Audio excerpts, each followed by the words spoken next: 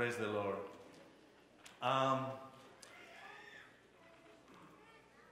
Is it bad to say you guys from up here? Believe me, I've gone through many sermons of people giving me sermons of what I should and what I shouldn't say from the pulpit. But when it comes to English, sometimes it's complicated. You know, when it's not your first or second language, when it's your third language like mine, I end up saying a potpourri of things. But let me try to say this in the most respectful way. All right? It's a good thing that you didn't bring any tomatoes or stones. But you guys, you, my brethren, are lucky to have me serving among you. Now, that's good English, I think, but it sounds bad to say that, right? Okay, now let me put it in context and you will understand what I say, what I just said. You are lucky that I'm here now and not 10 years ago. Nobody say amen because you didn't know me 15 years ago. If you had known me 15 years ago, 20 years ago, 30 years ago, and stop there, you could have said an amen that could have resonated through the whole Winnipeg city. You know? I used to be rebellious. And the used to be, I'm working on the used to be. And I don't want to be a presente continuo. Rex, you are the one who tells me all these things about grammar. It's present continuous, present, moving present. It's not just, say it loud, I cannot hear you. Oh, so I did this, I say it right. Okay, you know, this is what happens when I don't write my sermons verbatim. And I have my points, but not exactly what I'm going to say. I'm working on it to be, used to be rebellion, because I don't want to be rebellious anymore. But I used to think, my parents used to think that that was my teen years. And we discovered that it wasn't teen years. It was something within me that God has been working hard at tipping off those things. But just to give you an example, nobody will know this song because nobody grew up in Spain here. But there was a singer, Alaska, that's her name, her entertaining name, that had this song that said, ¿A quién le importa lo que yo haga? ¿A quién le importa lo que yo diga? Yo soy así y así seguiré, nunca cambiaré. Kind of. It means, who cares what I say? Who cares what I do? This is how I am, and I'll keep being this way. Ooh, it gives me the goosebumps just thinking of what my mom had to go through. because I repeated that over and over and over to the point that I was literally obnoxious. I say that at home, at school, at church. So when the bad news about my character trait came to the world when I wasn't a teen anymore, and then that song stayed within me, something happened. God said, I am going to teach Josue a big lesson. I wish he had taught me the lesson in a flash. Something big that happened that lasted just 2 weeks, and then I'm over it. But poor God, it took him years of trying until I finally got it. The thing is that I didn't learn that lesson when I became a pastor. I should have learned that before, but not. I didn't, and God tried. God tried. I was disobedient as a teen. I was disobedient as a young adult. I was disobedient as a young pastor. Totally against traditions and status quo. Oh, you say the word tradition and brrr, give me the shivers. You say the word status quo, and then I went to this church where, fortunately, I was just one of 4 pastors. Can you imagine if I was the only pastor? Oh my goodness, I was one of 4 pastors. And then that was in Oshawa, was 1,000+ members. I was the youth pastor. And our lead pastor was very, very big on order, on purpose-driven ministry. So I learned a bunch of a bunch of processes that helped me go through my ministry. And it was cutting edge. At the time, it was cutting edge. You know, the book, The Purpose-Driven Church, and there was a purpose-driven youth ministry. So everything had a purpose. There was a process, an explanation for every single thing. I stayed there a few years, and then I was called to go to the Hispanic Central American churches in Vancouver. I had 2 churches. And if someone of you is looking at me, is online from those churches, hearing me, let me look at the camera for a minute. You are saints. You had me for 2.5 years, and you are still alive. That's a good thing. But this is the attitude I brought with me. I was, if we are going to use labels, I was definitely not traditionalist. I was definitely not conservative. I had proud seen myself as a cutting-edge youth pastor, as a cutting-edge person, as a liberal, as a postmodern pastor. And I used to do that. I used to tell people, and I used to, say, I am a postmodern pastor. I am a liberal pastor. So immature. Literally, really, really immature. And I got there to these 2 churches, and they are very conservative. This is bugging me. Can you tell? This is my ADD jumping in. They're very conservative. They come from Central America, not South America, but from Central America, countries that have been torn by war, civil war, and corrupt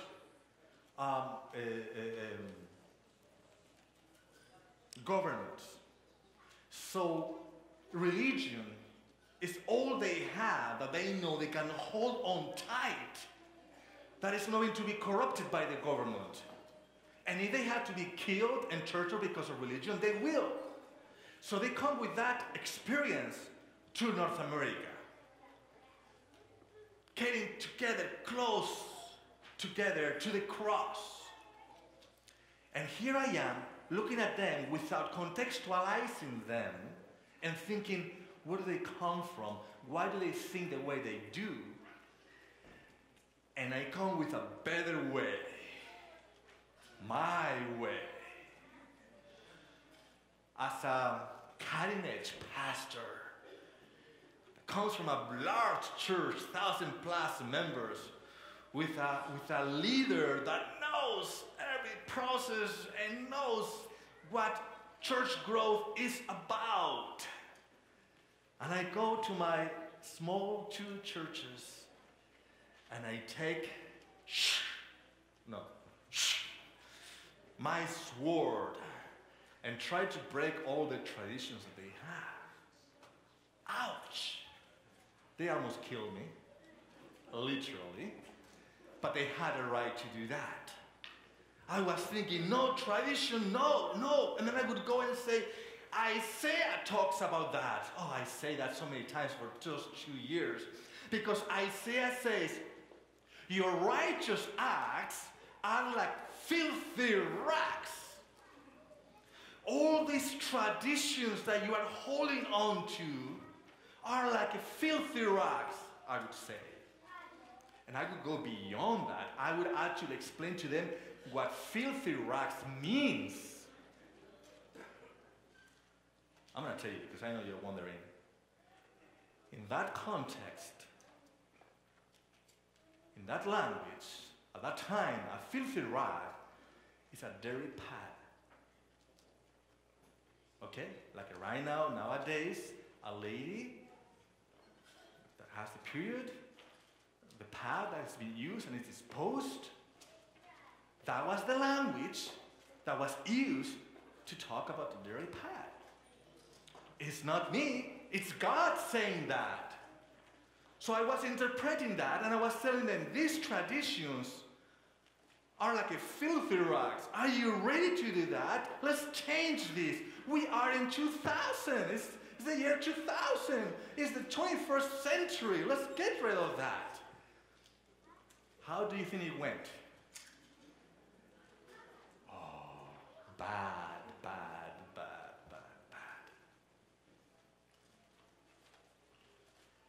Well, years later, and many scars,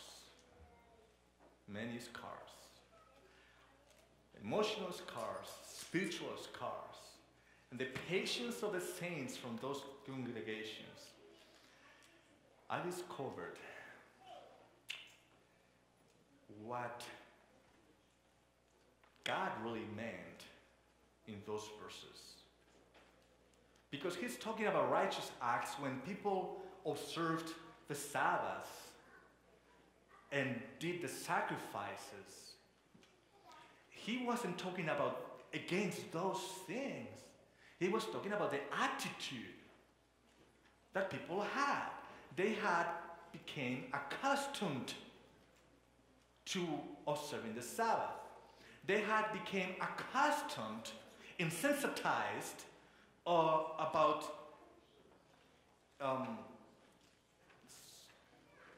killing the little animals, the lamb.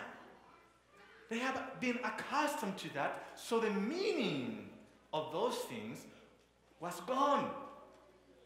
So God wasn't saying, stop resting on the Sabbath. God wasn't saying, stop sacrificing the lambs. No. He was saying, stop forgetting about what it means and start remembering what it means. So you take the Sabbath, it's a beautiful tradition if you want, about the concept of going back to God and that we depend on God and that God created us, and yes, it is a law.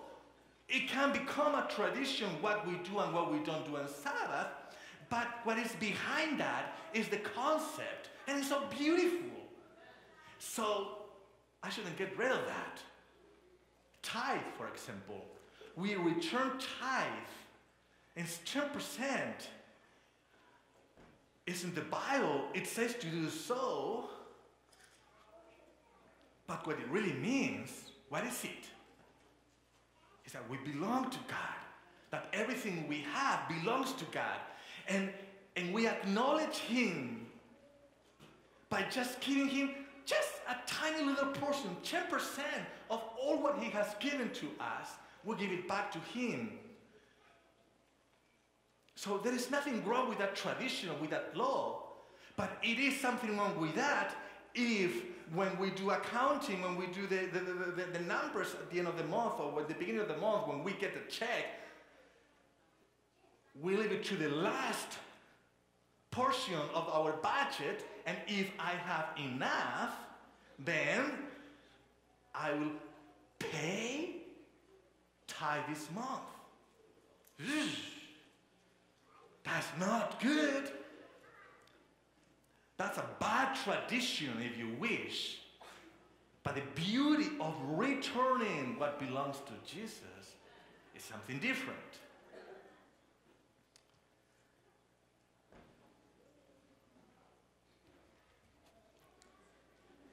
What about the foot washing? Camera? To the left? Thank you. What about the foot washing? I'm going to tell you a secret. It's not a secret, obviously, otherwise I wouldn't tell you. But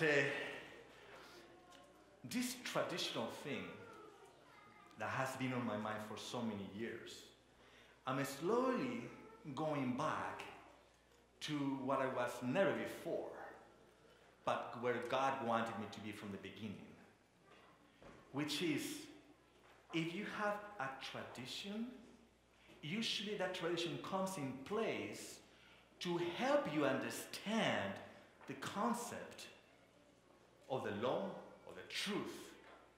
Those traditions help you understand, help you remind you. It is something that is good. It refreshes the truth. For example, we have at home something that we call the Sabbath surprise. So every Friday night when we do when we start the Sabbath together, before the Sabbath I have drawn a beautiful drawing with a painting with some message, and I cut it in pieces and I put it under the pillows of Yelena, Maya, and Leah. And if we have guests, like we have our family, under the lady of the house that comes. I put it under the pillow. So we pray, we sing, and all those things, and then Sabbath surprise, and they go running. Yelena doesn't run, she stays with me. But the girls go running behind, to look, not behind, but underneath the pillow, and they put it together, the puzzle, and it's a text, it's a happy Sabbath, it's a little drawing with Jesus and the heart, or something like that, right? It is beautiful. But the point is not the beautiful part of that. The point is, I want my daughters to feel excited about the Sabbath. So I make sure that I always put something about the Sabbath, and I remember and remind them that this is about the Sabbath. We are happy because the Sabbath is here. So now, when I look at these traditions, I'm not against tradition anymore. Because God has a very interesting sense of humor. Naturally, I'm the opposite to tradition, the opposite to conservatism. That sounds weird. Well, naturally, I'm not opposed, but that's my character. I'm a breaker. This is the law. How do you break the law? That's me, right? But I have learned that God has a sense of humor, because even if that's my nature, and I would probably be on like a fish on water in a church that has like 15 sets of drums, 200 screens, and people are hallelujah.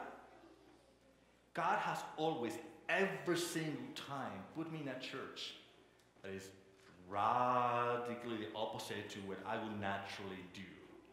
A church that worships in a way totally different than the way that I would naturally do, right?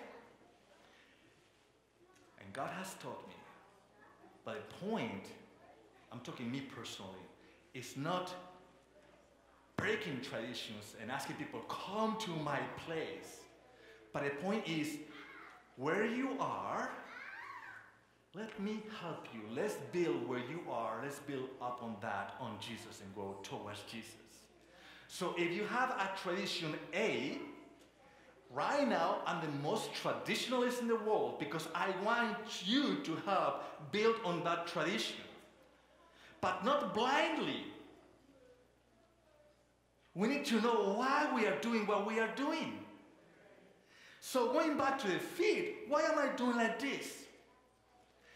Because the foot washing had become to me a total traditional something that I had to do. And for the last few years, I've done it only with my wife. I haven't, and I say this part, now that was a secret. Now it's not a secret anymore. But for the last, I don't know how many years and years and years, I haven't washed a single foot of a church member besides my wife. And nobody has touched mine. You know why? Because it had become a tradition with no sense to me.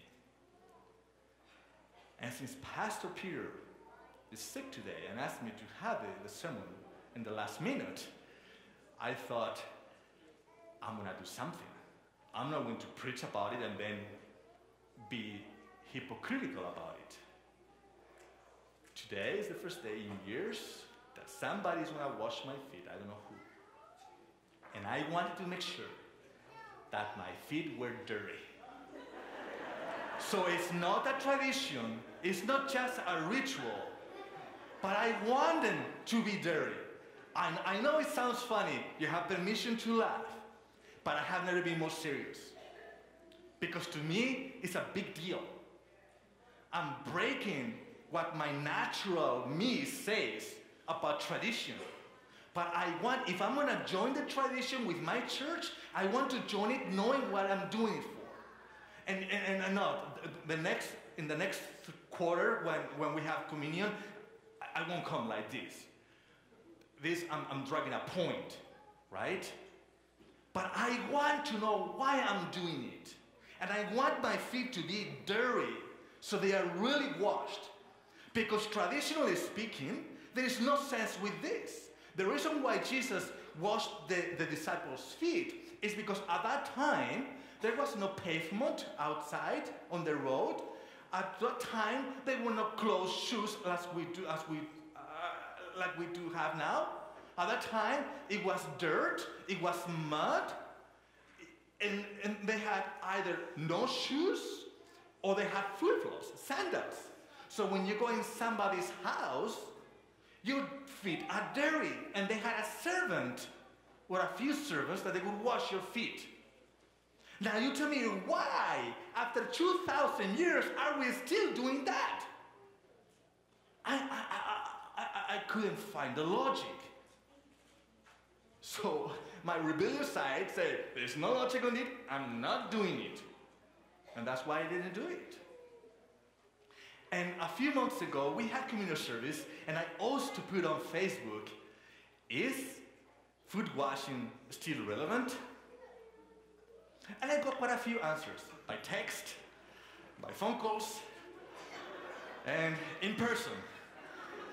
I touched something that I didn't know. It was so important, but I touched it. I just asked the question, it's relevant. And there was a long thread. Oh my goodness. So many comments and re-comments and replies for re-comments and comments. I just was looking at them. Yes and no. No is totally out of touch because we don't do that. But yet, I have come up with something that is so humbling as touching somebody else's feet.